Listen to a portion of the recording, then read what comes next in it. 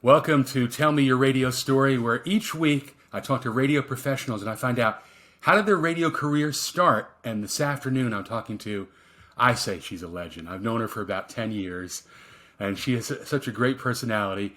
Her name is Helen Little. She's the midday host on 106.1 The Breeze in Philadelphia and 106.7 Light FM in New York City. Helen, welcome. Dan, thank you for having me on. So good to see you. So good to see you too. Now, before we start with the questions, you and I, and to clue in the audience, you and I talk a lot about sports when we see each other. You are an avid Eagles fan. You love football. We've talked countless hours about fantasy football. You love basketball, and we'll get into that, where you started, where you went to college. I think if you were not a disc jockey on the air, you would be doing iHeart Media Sports, easily. Funny story is there was almost an opportunity for me to do sports. There was some kind of partnership back in the early 2010s that they were doing with between iHeart and I can't remember which sports company it was, but they were looking for a co-host for a morning show to work with Stephen A. Smith. And they asked Look at me if I that. was interested, and of course I was.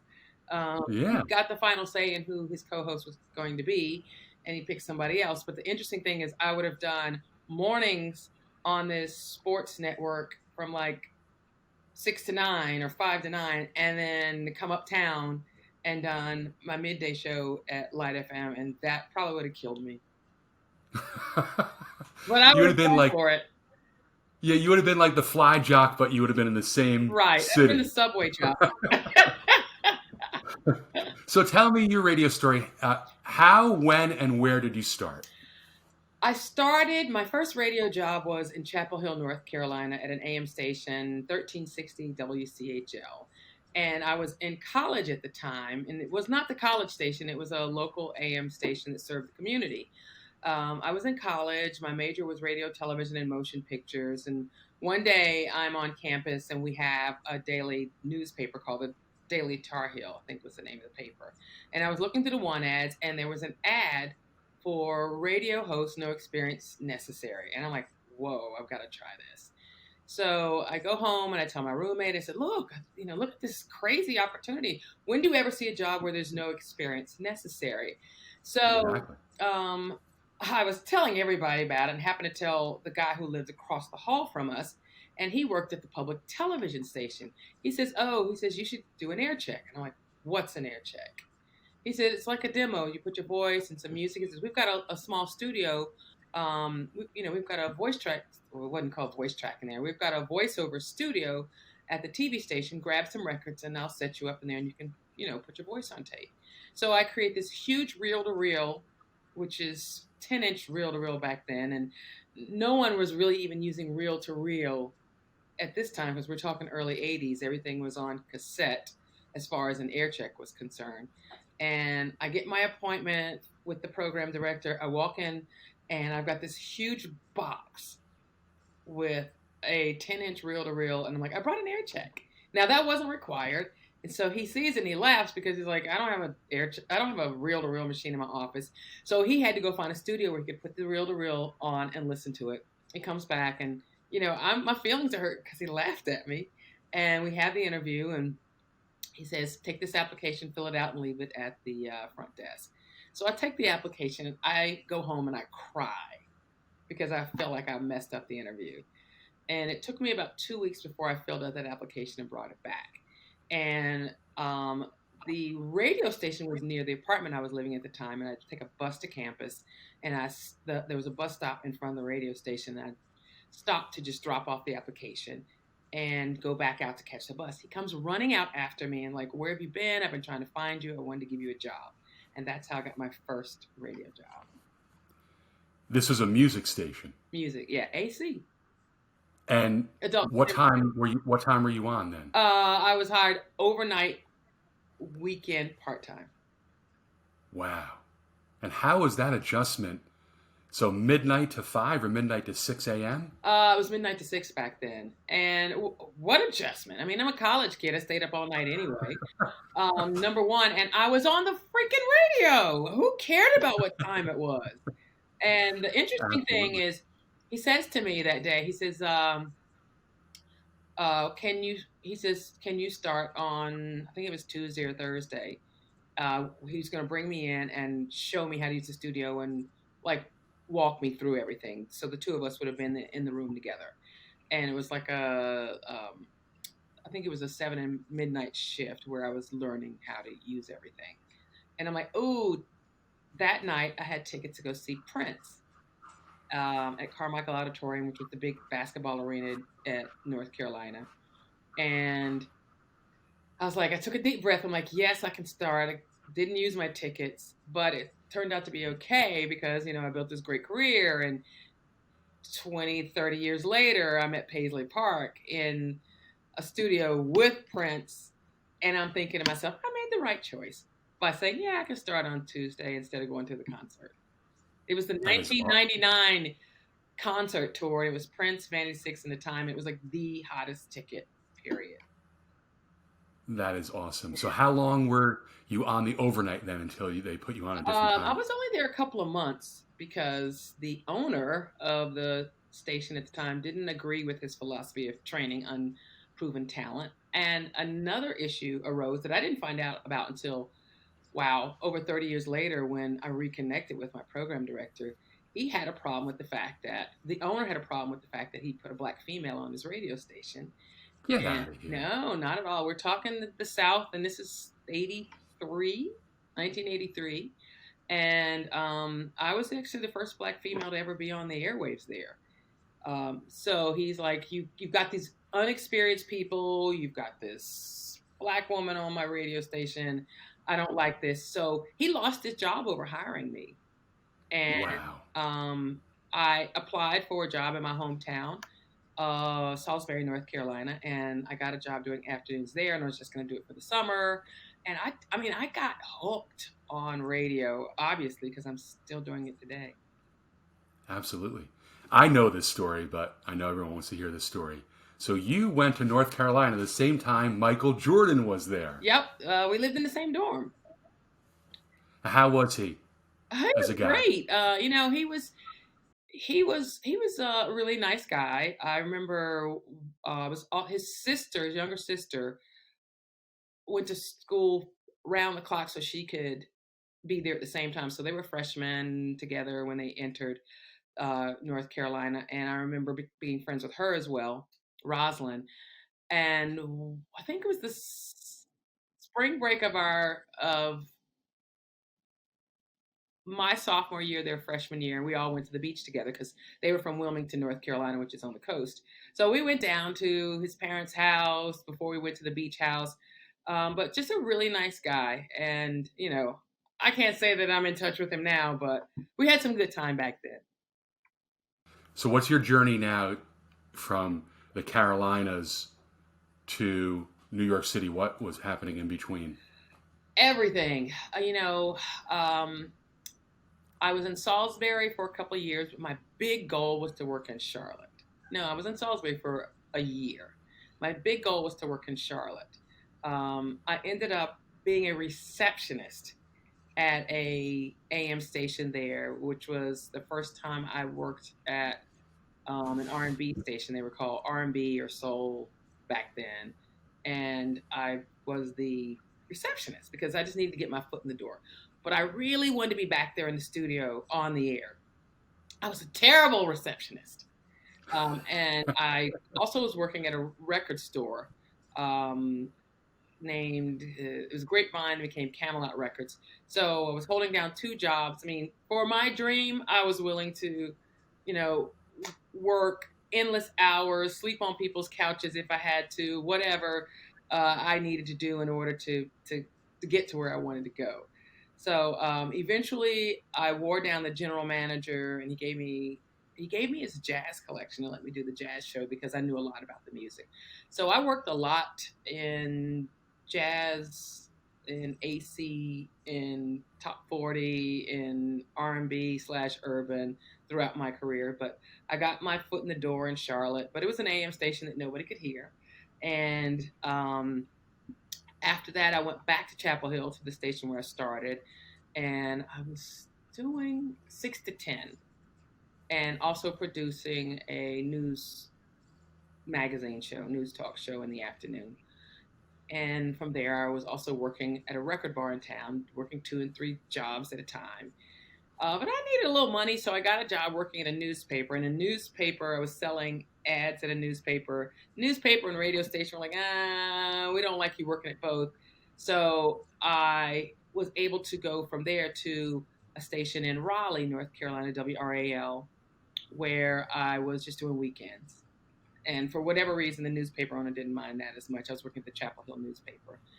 And eventually, I got a job in sales and radio in Durham, North Carolina at Foxy 107. And sales was not my cup of tea, but I did sales at the urban Foxy 107 and then back to WRAL, which is one of the biggest AC stations in North Carolina. That was a great company to work for. And I found that my passion in my sales job was when I was creating spots. So I would go out, I would meet with a client, I would come back with a spec, I would sell it, I would go back and produce the spot. And that was something that none of the other salespeople could do. So I was doing a lot of sales off of spec, but I still wasn't passionate about it. I was passionate about when I went in that studio and I would write and produce the commercial. So my heart was in the studio. I did know that much. And I got a job after that as a production director, which was so much fun because I stayed in there and created all day. But I really did, and I had a weekend jazz show, and that was at WQOK in Raleigh. But I really did love being on the air more than anything. So after I did that for a while, I got a job back in Charlotte, finally full time on air, a station that my friends would listen to, which was WPEG Power 98 in Charlotte. So I was there for a while and got promoted to music director. And then all of a sudden, people started, trying to poach me. I got job offers in Miami and in LA and locally across the street at a station in Charlotte, and I ended up going to do mornings across the street at station Kiss 102 in Charlotte, where I eventually met up with my friend Dennis Reese, and we did mornings there, and that was probably some of the most fun radio I've ever experienced in my entire career. I love doing morning drive. I lived close to the radio station, so I could be at work in 5 minutes. My day started at 5. The shift ended at 10. I usually left the station around noon. But I've never been much of a long sleeper, so I would be up until 11 o'clock, go to bed after the 11:30 news, and be up at 4:30, back at work at 5 o'clock, and I loved it. So people kept telling me, you've got a lot of talent, you could work in major market radio, you could be anywhere you want to go, blah, blah, blah, blah, blah. So I decided to try it and started sending out my tapes to people, and got a job in Dallas, Texas, and was there doing middays for 2 years before someone told me I'd never get a job in New York. And I'm like, watch me. Ooh, wow. And that was in 1994, and I've been in New York and Philadelphia back and forth ever since. So tell me about Philadelphia, and you were a program director. Right. Well, my goal was always to be PD. When I was in Dallas, that was my first assistant program director job. I came to New York to WBLS, and I was just middays on air. I got promoted to music director by Quincy McCoy, who was my program director and still one of my main mentors to this day. I've had the benefit of some incredible mentors and friends in this business that have really helped me shape my career that I'm still very close to this day. And after Quincy left, the Frankie Crocker came in, and Frankie changed a lot of the face of radio. And I was on air in the afternoons with him. We did afternoon drive together, and I was also a music director. And I think he promoted me also to assistant program. No, John was the assistant program director. I was music director, but I didn't like sharing the spotlight with him.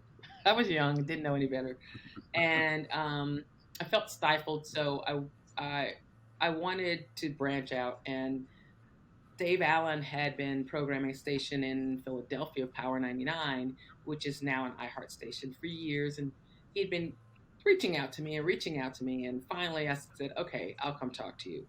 So I come down and to Philly and I talked to him, and the general manager was Chester Schofield, who is still to this day one of my dearest friends and mentors. And I ended up getting the job. I moved to Philly to become the assistant program director and the midday host. And within 9 months, not even 9 months, that was April, by January, I was promoted to operations manager. So I came off air, which was one of my goals. My goal was to be an off air PD by the time I was 35. This happened 1 month before my 35th birthday. So writing your goals down, visualizing what it is that you want in your life really does work. It continues to work for me. And I was there for 5 years, helped them turn the radio station around. We were the number one 1834 station with women. We never quite got men because Howard Stern was in the market and he continued to be number one 1834. But we had a great run, and that station still runs on some of the successful platforms that I built when I was there. I think they still use the same logo that we developed when I was there, and maybe even the same positioning statement. I'm not really sure. So it was great to be there. And then I left and worked in the music business for a while. I was president of an independent label, then went on to be VP at Warner Music's distribution company before coming back to radio. And I came back to run 3 stations in Philly again with Radio 1. This time I was an operations manager before I came to New York to be the program director of iHeart's hip hop station, Power 105. And again, visualizing what it was I wanted to do. As I got older, I knew that hip hop wasn't where I wanted to be once I got to be in my 50s. And I slowly started making my way to being back on air. And a position came open at Light FM in middays, which is like unheard of.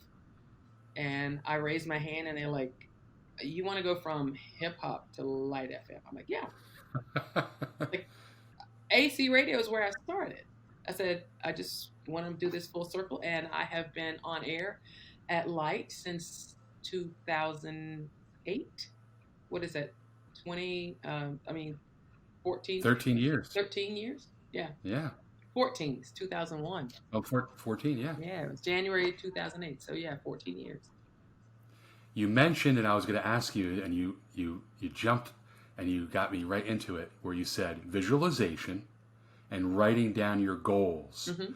What other things would you suggest to different radio people around the country who are trying to get to the next level? Besides those 2 things, what else should they do? Well, technology allows you to start doing what you want to do now. I mean, there's so many different platforms. Like, I used to play radio, but I was playing radio with my dolls in my closet. You can actually play radio with an actual audience. There's so many different platforms for creating content that you can share with people by casting it out. Whether it's Station Head or Instagram or YouTube or Twitter, there's so many ways to create content and share it with the world, whether it's audio or video. And podcasting is another way to start to begin to create content, become comfortable behind a microphone, to share your thoughts and with an audience, and building. If you build it, they will come, is the way you can create things now. It's so much easier now than it was when I first started. So to me, it's just to do it. Whatever it is that you want to do, just do it. What's holding you back? You are, most likely. You are a very versatile person, and I want you to tell everybody viewing right now about your library podcast. So the advice that I just mentioned is advice that I take myself. And you do. I started this podcast, the Public Library Podcast, because, I love to read and I love to write. And I was in the process of writing my first novel. I'm still writing, and I wanted to learn about the publishing industry. I said, well, how can I learn about the publishing industry? It's not like being able to just walk up and knock on the door and like, hey, my name's Helen, and I want to learn from you. So I'm like, how can I get access to people in this industry? I said, you know what? I'm going to invite them to come talk to me and tell me all of their secrets. And in the process, I'll promote their books. And that's where the idea of the Public Library podcast came from. And what I learned was, one, I love podcasting. Two, it's there was a need for a place for people to come and talk about their books, to promote their books. And and I also made some deep friendships as a result of this. So you never know what will come about as a result of you creating content or creating a path or taking a passion of yours and making it available to other people. I have this, one of the things that I envisioned was I would love to find a group of female writers close to where I live that I can actually interact with in person. And I was able to do that through this podcast. And it's a group of 4 of us, and we get together. We haven't been able to get together because of COVID as often, but we used to get together once a month for brunch, and we would talk about, the writing industry, what creative outlets, what's going on in our lives, what we're reading, all kinds of things. And we've been able to, be there as a support group for each other. And, we are still planning to get together outside at some point on a warm winter day. But it's so much has come out of that I would never imagine. So when you do set out to do something that you're passionate about, you have no idea what the end result could be. It's often not what you expect. Connections in radio, or any industry. Yeah. You have to make connections, absolutely. I ask this final question to every guest I do have. Okay. I call this a radio community. That it's very small, it's shrinking in some ways, but people, even if you've never met them, they know your name, they know who you are. How do you feel, Helen, about being part of this radio community? You call it a community. I call it a sorority and fraternity. Okay. It's hard to describe it to someone who's not in it, but it's something that gets in your blood. Yes. To me, this community is one that, whether I've never met you, like I remember going to the airport once in a Lyft, and the person's like, "Oh, I used to do radio many, many years ago in this market." Da, da, da.